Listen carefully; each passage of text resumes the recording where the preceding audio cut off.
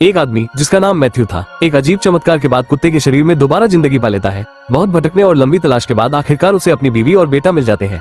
मगर जैसे ही उसकी बीवी की नजर उस पर पड़ती है, वो घबरा जाती है। उसे लगता है कि कोई आवारा कुत्ता घर के पास आ गया है और वो उसे भगाने लगती है। लेकिन बेटे को उस कुत्ते से अजीब सा अपनापन महसूस होता है। खुद को बेबस पाकर मैथ्यू अपनी सांसें थाम लेता है।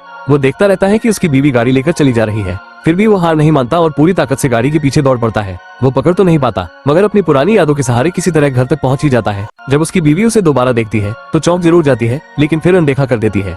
मैथ्यू पूरे भरोसे के साथ सीधे पिछले दरवाजे की तरफ भागता है। वो जमीन पर लौटता है, पूंछ हिलाता है, जैसे कह रहा हो, मुझे देखो, मैं यही का हूँ। वो जानबूझकर थोड़ा उदास और बेबस सा भी बन जाता है। बेटे को चिंता होती है कि कुत्ते ने शायद कई दिनों से कुछ खाया नहीं है। बेटे की हालत देखकर बीवी का दिल पिघल जाता है। उसकी जिद पर वो कुत्ते को बस एक वक्त का खाना देने और थोड़ी देर रुकने की इजाजत दे देती है। लेकिन सच ये था कि वो कुत्ता उसे जितना दिखाता था, उससे कहीं ज्यादा अच्छा लगने लगा था। उसे जरा भी अंदाजा नहीं था कि वो उसका गुजरा हुआ पति है। बाद में जब बेटा कालीन पर खेल रहा होता है, मैथ्यू वही पुरानी जानी पहचानी हरकत करता है। वो बच्चे का खिलौना सोफे के नीचे छुपा देता है। बिना सोचे समझे लड़का नीचे हाथ डालकर खिलौना निकाल लेता है और मुस्कुराकर कहता है, मेरे पापा भी ऐसे ही करते थे। मैथ्यू जानता था कि उसकी सच्चाई कोई नहीं समझ पाएगा।